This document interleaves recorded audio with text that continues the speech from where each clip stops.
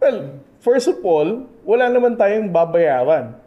Dahil again, sila naman yung nagbanggaan. Sabi ko nga, bago magalit si Xi Jinping sa atin, dapat pagalitan niya muna yung kapitan ng PLA Navy tsaka ng kapitan ng China Coast Guard.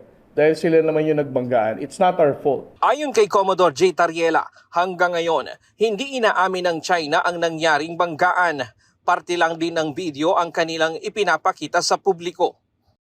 I replaced some of the words that they use. Ang sabi kasi nila, the Philippine Coast Guard did dangerous maneuver while China Coast Guard is doing a law enforcement operation.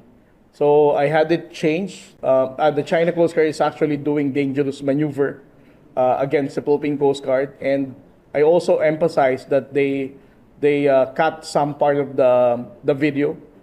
They never showed in the video the presence of the PLA Navy warship, and they also never showed the collision incident that happened. Bakit natin babaya? Sila nagbanggaan eh.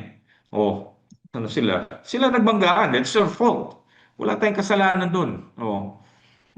Kalokohan nila. Hindi eh. Naniniwala sila sa sarili lang kasinungalingan eh. Kaya Pero it's really difficult to deal with them. Yun nga. Una, yung Middle Kingdom mentality nila. Tapos of course yung ano ng Communist Party.